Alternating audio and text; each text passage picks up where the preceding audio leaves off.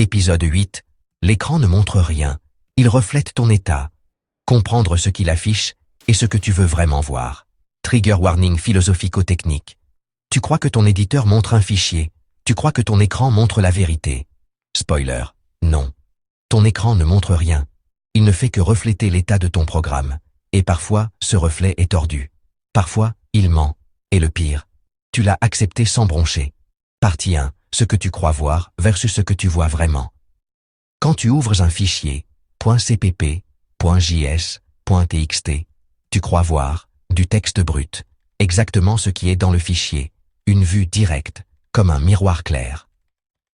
Mais en fait, ton éditeur parse ce fichier, le représente dans une structure interne, buffer, arbre, tableau, l'affiche selon des règles que tu n'as jamais vues. Et ce que tu vois sur l'écran, c'est une interprétation. Un reflet, pas un accès direct à la matière brute, juste une vue rendue sur la base de choix invisibles. Partie 2. Ce que « voir » veut dire dans un éditeur. Ton écran n'est pas le fichier, ton écran n'est pas le buffer.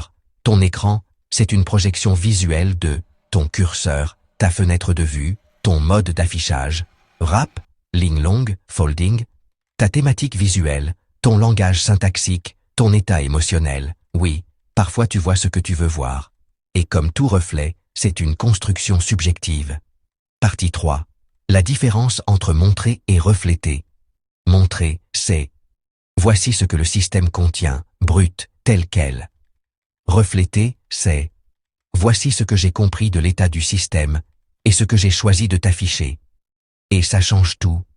Un éditeur intelligent ne montre pas tout, il filtre, organise, hiérarchise. Un éditeur brut montre tout sans distinction, et tu te retrouves avec de la surcharge cognitive, des détails inutiles, des erreurs visuelles, de la fatigue mentale. Partie 4. Exemple concret. 1. Folding de code, réduction de blocs. Tu ne vois pas tout, tu vois ce que tu veux explorer. C'est un reflet utile, pas une vérité brute. 2. Syntax highlighting. Tu crois que ça aide, mais parfois, les couleurs mentent. Une faute de frappe, et ta coloration est fausse. Tu crois comprendre, alors que tu ne regardes qu'un reflet partiellement brisé. 3. Sélection visuelle. Tu crois avoir sélectionné 3 lignes. Mais si le buffer contient des caractères invisibles, ou des retours différents, tu as sélectionné autre chose. Tu vois une interprétation, pas une réalité. Partie 5. Et dans ton éditeur à toi. Tu dois faire des choix forts. Qu'est-ce que tu veux refléter? À quel moment l'utilisateur voit-il le vrai contenu, brut? Quand décide-t-il de voir une vue structurée? Comment refléter les erreurs, les états intermédiaires, le curseur invisible, les conflits de version? Chaque ligne visible sur l'écran doit être une conséquence logique de l'état interne. Astuce geek frustrée. Si tu as des bugs d'affichage, ce n'est pas que le dessin est raté, c'est que l'état du système ne reflète pas la réalité. Tu veux afficher quelque chose de flou, car ton code est flou. Fixe l'état, pas l'image.